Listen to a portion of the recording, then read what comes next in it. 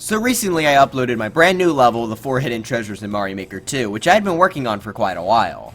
It was one of my favorite levels, and when I uploaded it, it all went well until disaster struck. I received many comments about there being a softlock that I had missed, which is probably the absolute worst thing to have in a level.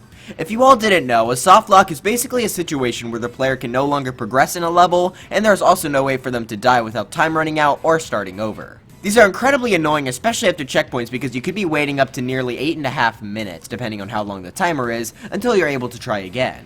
Like I said, these are especially bad after checkpoints, since you can't start over from a checkpoint, as starting over will just force you to have to play through the whole level again, which is something most players wouldn't want to do. Softlocks can lead to players booing a level or quitting them right away, as these are super annoying. So since these are extremely bad to have in your levels, and it can be easy to accidentally have one in a level, I decided it would be a good idea to make a video on some common softlock scenarios and how you can remove them or fix them. Before we start though, only a small percentage of people who watch my videos are actually subscribed to the channel, so if you enjoyed this video, please consider subscribing, as it helps the videos a ton and you can always change your mind later. But with that out of the way, let's jump right into some tips and tricks to remove and fix softlocks in your levels in Super Mario Maker 2. Before we get into the tips though, it seems that I really need to clarify to a lot of you what a softlock actually is. It seems that a lot of people know the term softlock but don't actually use it correctly, so I really want to drill it into your heads what a softlock actually means so that maybe the incorrect softlock comments will slow down a bit. Looking back at our definition, it was when you can no longer progress in a level, which most people seem to understand, but the part most people seem to miss is that for it to be a softlock, you can't have the ability to die to anything but starting over or the timer. Let's look at an example from my level. During the Goomba Shoe segment, I have Mario need to jump over a pit before going under that pit for the ending section. So since I couldn't make Mario fall into the void since there was stuff underneath it, this was the best solution.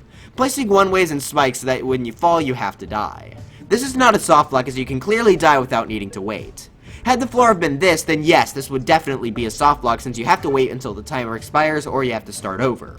Hopefully that helps you all understand, because too many people have called sections like this where you can clearly die softlocks when they are obviously not. This situation with the spikes is much better described as maybe an SD lock, however these are fine as they're sometimes necessary and unavoidable.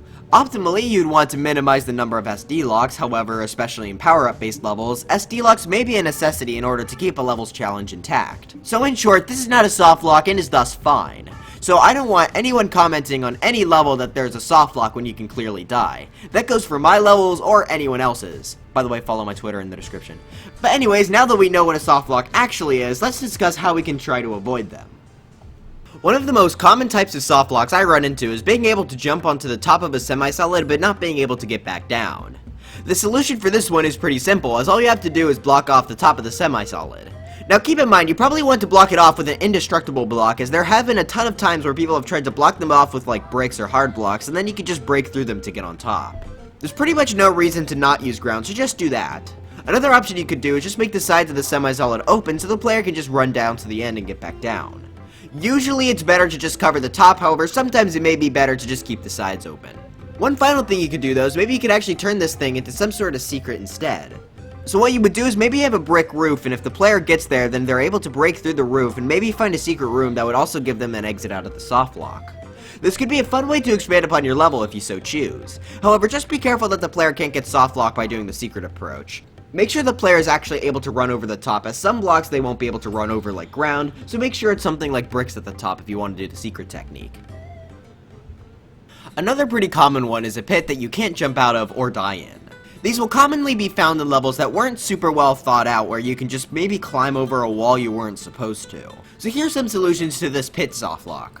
1. Make the pit inaccessible completely by making the walls go all the way up to the ceiling and being indestructible. This makes it to where obviously the player can't get into the pit at all, so there wouldn't really be a problem. Solution 2 is to just make it an actual pit instead of having a floor, where the player will just die if they try to jump into it. 3. You could take the completely opposite approach and completely fill it in so that there's absolutely no way anybody could ever get stuck in there. Number 4 is to add invisible blocks to the side so the player can jump out. I used this in my Pipes in the Sky level where I added a 10 coin, however it seems impossible to escape. However, all you have to do is hit invisible blocks on the side, which is a good way to fix a softlock and keep a somewhat hidden area secret. My final solution, similar to the last type, is to turn this softlock into its own section or secret area with a built-in escape. For example, maybe you could place a pipe down here that will take you into a mini section that could get you a secret and then let you leave the pit. So as you can see, there are a ton of different solutions on how to fix this, so if you have any large inescapable pits in your level, even if you think the player can't reach them, it may be smart to do some of these techniques. Our next set of situations is based on if the player does or does not have a power-up when they should or shouldn't.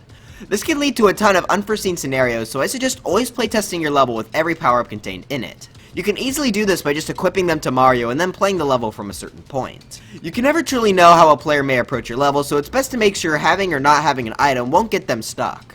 Let's go through some examples using most of the power-ups and how they can be fixed. For the Super Mushroom, you could end up in a situation like this, where Mario can't go back where he came from, but also can't go any further since the ceiling is too low. All you would have to do is either make this wall a block taller, let Mario go back through the door, or make sure Mario gets hit before entering the door by doing something like this. Keep in mind though that this setup here will only work if the only type of power-up in the level are plain mushrooms, so I would suggest just making the ceiling higher as it's a lot easier to do. In this section, Mario would normally throw a fireball here to activate a bomb to let him progress, however, if you got hit beforehand, then you can't do anything. For this one, just make the fire flower easily accessible in the room by putting it in a pipe or a track or on the floor. If the challenge of your level though is to keep a fire flower throughout the whole thing, then what you could do is make the floor destructible blocks themselves over a pit, meaning that after some time has passed, you would die. That way the challenge of your level would stay, but you wouldn't have to worry about a soft lock. Plus it'll make this room look a little bit more intimidating and a bit more challenging as well. Okay, moving on to the Super Mario Bros. Power-ups with the Big Mushroom, and this is pretty similar to the pit one we mentioned earlier. Say that you have a hard block staircase at the end of your level, like many traditional levels do. However, the player decides to destroy the staircase, leading to a wall that is impossible to go past since you can't destroy blocks to the side of you ever since Mario Maker 2. Granted, you'd have to be a real idiot to have this happen to you, but nonetheless it can happen. You can make the staircase out of something indestructible like pipes or ground, or you can not have a staircase at all, or maybe have something different in its place. Moving on to the Master Sword, you may have a situation where the player needs to throw a bomb or shoot an arrow in order to progress by making it hidden on off block. If the player gets hit or something before that part though, then it can become a soft lock. Much like the Fire Flower, placing the Master Sword in a pipe inside the room will make it to where this can't be a soft lock anymore. Also, keep in mind with the Master Sword, Link can actually hit himself with his bombs, which can lead to a lot of soft locks, so keep that in mind when making your level as well. The final Smb power-up is the Smb2 Mushroom, and there are a ton of scenarios that can soft lock with this, but we'll just talk about one for now. The Smb2 Mushroom allows Mario to pick up and destroy clouds underneath him, which is the main premise of this room. However, if Mario lost the power-up before getting into this part, he will again have nowhere to go. For this one, I would suggest placing a power-up on a track like this, however, I also think having a roof chase down Mario in this part is interesting as well. That would make this room way more intense and fun, as the player would have to go fast. Not only that, but it would also stop Mario from being soft lock, as he'll just get crushed instead, so it fixes a soft lock and makes the room more interesting. Win-win. Next up are the Mario 3 power-ups. The Tanuki Leaf can possibly allow the player to fly over a part of a level you didn't mean for them to reach.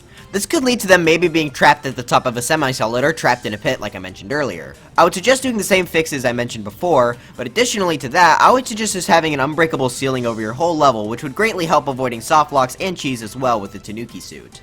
The worst Mario Maker 2 power-up, I don't want to hear any arguments in the comments, is able to go through doors at the surface of water if they're holding an item and have P-speed. However, if Mario drops the item, loses the power-up, or loses P-speed at any point, then he can't go through the door since he will sink to the bottom of the water. This could lead to potential soft locks if they have nowhere else to go.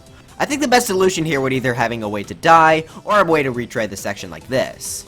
If you want to do the retry method, make sure to put items required for this section, like the frog suit or held items in pipes, so the player can re-grab them. Of the two methods, I think the reset one may be better, however, it's a really case-by-case basis whether you think the player should die for failing or if they should get another try. Mario World's cape can allow the player to ground pound the floor like a POW to kill enemies. This can lead to scenarios like this where maybe a bomb was supposed to blow up the exits, however, if Mario does this then it could kill that bomb, making it to where he can't progress. To fix this, you could just simply have a reset door so that the player could reset the room if they accidentally kill a bomb. The Pea-Balloon, I honestly couldn't really think of anything that's different from the Tanuki Leaf, so just repeat what I said there. While I'm at it, the same applies to the Propeller Mushroom and Super Acorn as well. I couldn't really think of anything unique for those ones since they're all pretty much just flying power-ups. So yeah, just make sure you fill in all pits, and make sure that the player can't go on top of semi-solids. Finally, onto the 3D World power-ups, starting with the Catsuit. The Catsuit has a ton of abilities, though the two I could see causing the most problems are the wall climb and the claw swipe to break bricks.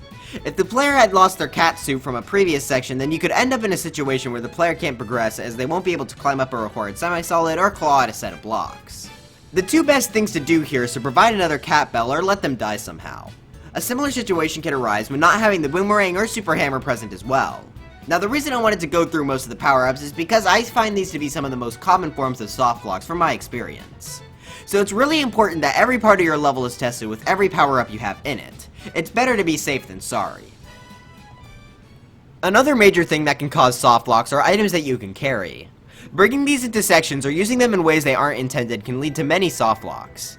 Some common ones I see is stuff like this, where the player can drop an item below them, trapping them in a small space. In order to fix this, just make the space open so that the player can't trap themselves. Another one involves springs, as Mario can actually get stuck in a kinda similar situation like this. This one is way less obvious, as it looks like Mario should be able to leave, but he just can't.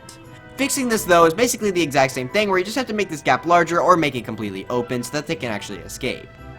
The last item I wanted to go over is being able to trap yourself in a small gap like this by throwing a solid item like a P-switch, chain jump post, or 3D world spring on top of you. This actually happened to me while I was streaming a really cool viewer level. In the holes.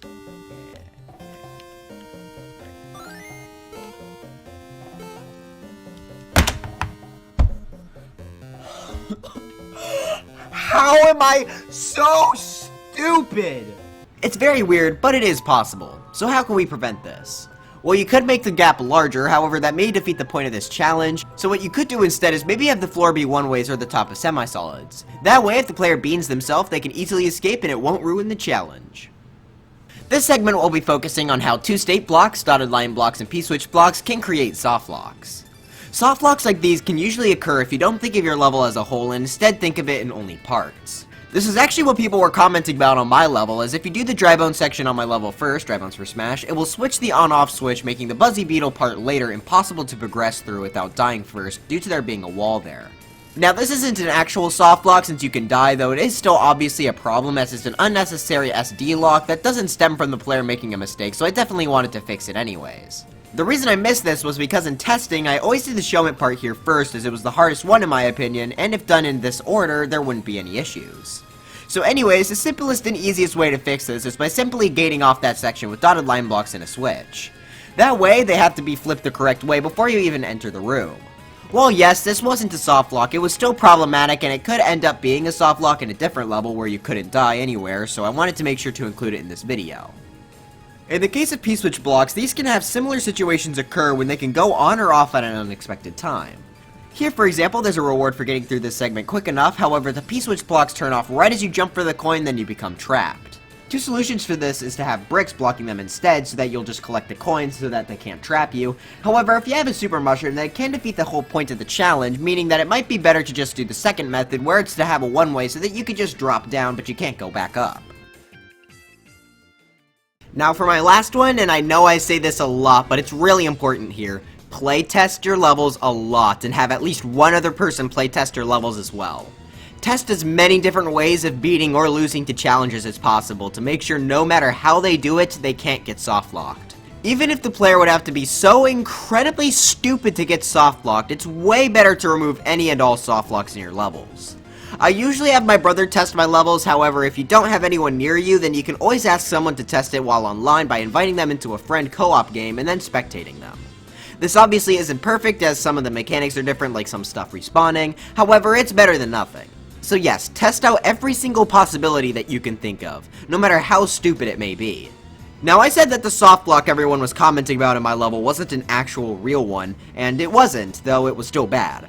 However, there was an actual softlock no one seemed to actually notice, and here it is. If the player doesn't ground pound on the switch to flip the blocks and for whatever stupid reason they decide to jump out of their dry bone shell and break it, then they get softlocked. Yes, they would have to be pretty dumb to do this, and yes, it may seem ridiculous to test stuff like this, but it's important to give them an out, like placing a spike if they're dumb enough to do this. Who knows, maybe it might help someone out. But anyways, that's it for this video. If this helped you, let me know in the comments, because softlocks are some of the worst things that can happen in levels. Playtesting is so incredibly important, and also blocking off areas completely where you don't want players to go. But anyways, if you enjoyed this video, please make sure to leave a like, maybe even subscribe for more on Super Mario Maker 2 and anything else Nintendo Switch. Links to my Twitter and Discord along with my Mario Maker ID are in the description below. Also, check out the level I talked about this whole video now that I fixed it. I think it turned out great, and I really hope you like it. But anyways, I'll see you guys next time. Bye.